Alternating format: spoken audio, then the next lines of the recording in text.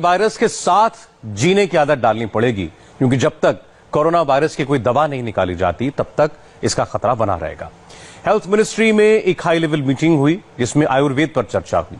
आज हमने एक रिपोर्ट तैयार की है जिससे आपको अंदाजा लगेगा कि आयुर्वेद से कोरोना का इलाज कैसे हो सकता है।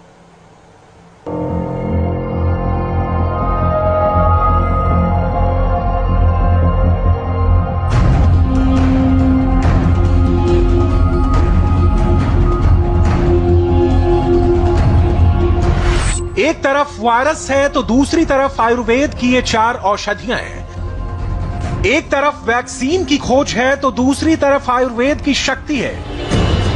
वायरस के इलाज के लिए अब देश के स्वास्थ्य मंत्रालय ने एक नए आइडिया को ट्राई करने की बात कही है। ये नया आइडिया है आयुर्वेदिक औषधियों से कोरोना का इलाज।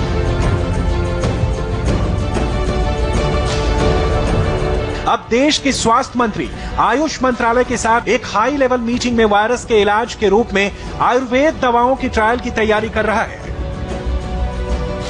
अब आप सोच रहे होंगे कि जब इस खतरनाक वायरस पर बड़ी से बड़ी एडवांस विदेशी तकनीक काम नहीं कर रही है तो ऐसे में देश का स्वास्थ्य मंत्रालय आयुर्वेद के जरिए कोरोना के इलाज की बात कर रहा है। इस बात को समझने के लिए सबसे पहले आपको उन दवाओं की खूबियों को समझना होगा जिसके बारे में इस मीटिंग में चर्चा हुई। इनमें सबसे पहले है गिलोय, जिसका बॉटनिकल नाम है टीनोस्पोरा कार्डिफोलिया। दूसरी औषधि है अश्वगंधा, जिसका वैज्ञानिक नाम है विदानिया सोनमेफेरा। तीसरी दवा है मुलेठी, जिसे अंग्रेजी में ग्लिसिरहिजा ग्लार्ब कहते हैं। और चौथी औषधि है तुलसी, जिसे विज्ञान की भाषा में ऑसिमम सैक्टम कहा जाता है। अब एक एक करके इनके गुणों को समझिए। सबसे पहले बात गिलोय की। पान के पत्ते जैसा दिखने वाली गिलोय मुख्य रूप से एक वनस्पति है जिससे आयुर्वेद में कई गंभीर बीमारियों का इलाज किया जाता है। अपने खास गुणों की वजह से गिलोय को आयुर्वेद में गुड़ुचि और अमृता भी कहा जाता है।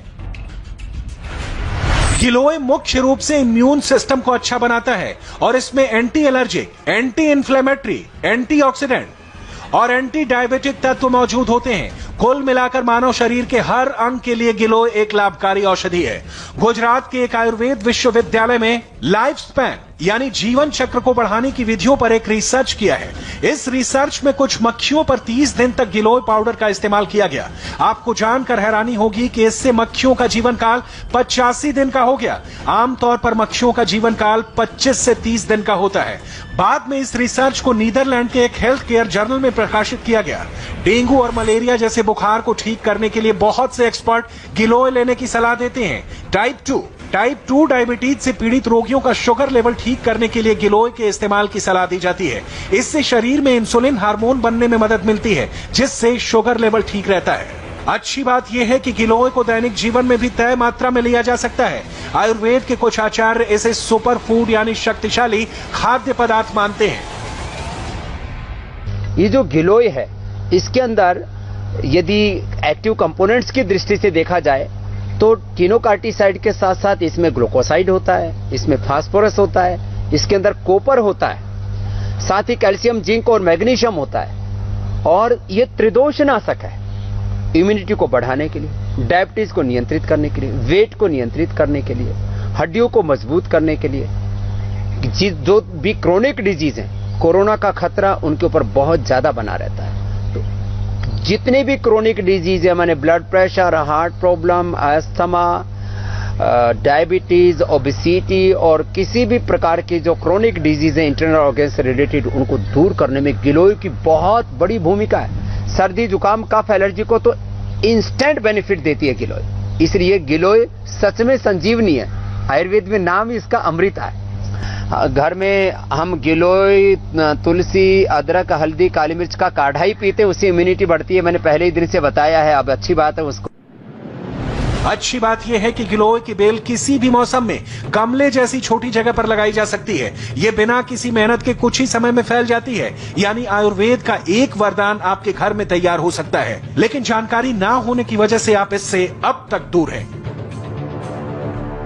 गिलोय के बाद आयुर्वेद की दूसरी औषधि का नाम है अश्वगंधा।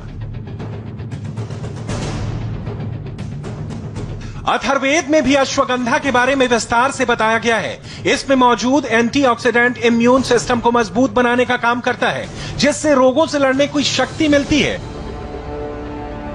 सबसे खास बात यह है कि अश्वगंधा व्हाइट ब्लड सेल्स और रेड ब्लड सेल्स दोनों को बढ़ाने का काम करता है, जिससे इम्यून सिस्टम अच्छा होता है। ब्लड में हीमोग्लोबिन का स्तर बढ़ाने की वजह से अश्वगंधा बैक्टीरिया और वायरस के संक्रमण से बचाव कर सकता है।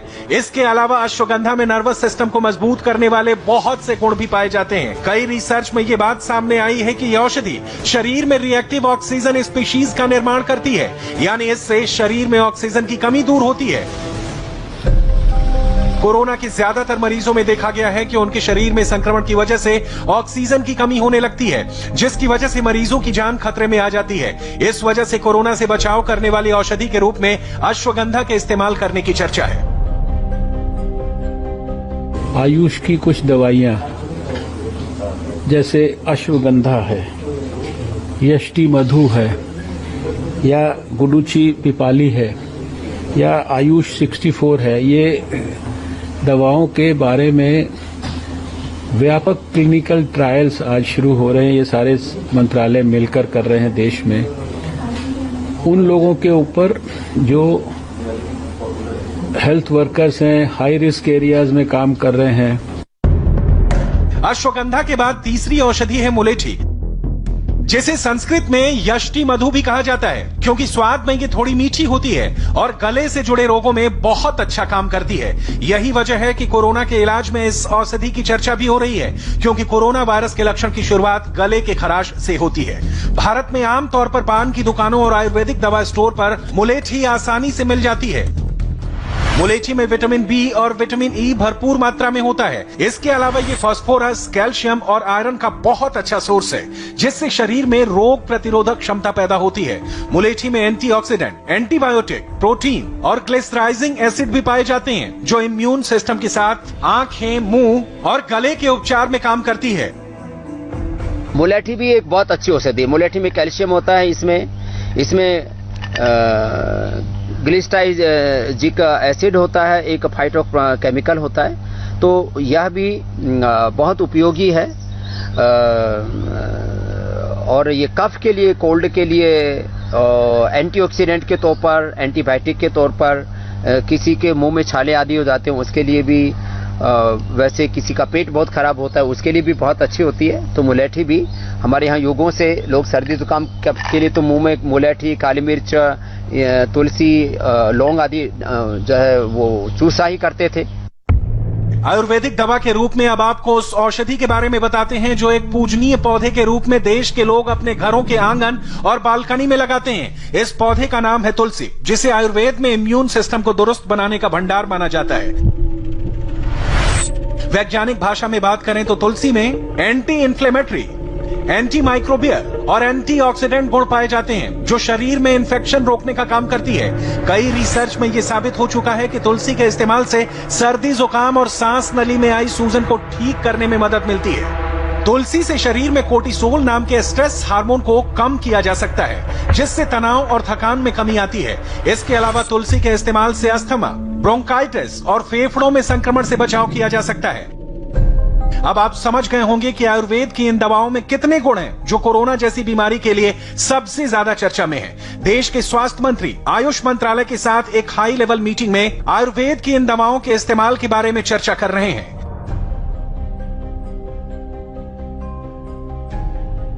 इस मीटिंग में डॉक्टर हर्षवर्धन के साथ आयुष मंत्रालय के सचिव, CSIR के डायरेक्टर जनरल के अलावा भारत के ड्रग कंट्रोलर जनरल भी आयुर्वेद की औषधियों पर चर्चा कर रहे हैं। इसके अलावा इस मीटिंग में आयुष संजीवनी ऐप को लॉन्च किया गया, ताकि देश के ज्यादातर लोग आयुर्वेद के गुणों को समझें और अपनी जिंदगी में इस्तेमाल करें।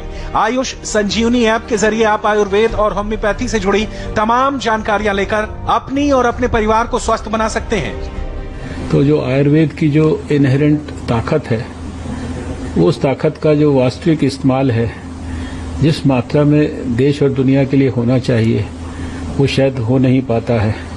और देश और दुनिया के सामने आयुर्वेद की जो सुप्रीमेसी है, सुपीरियॉरिटी है, इसको हम अब मॉडर्न साइंटिफिक तरीके से भी सिद्ध करके प्रस्तुत करेंगे।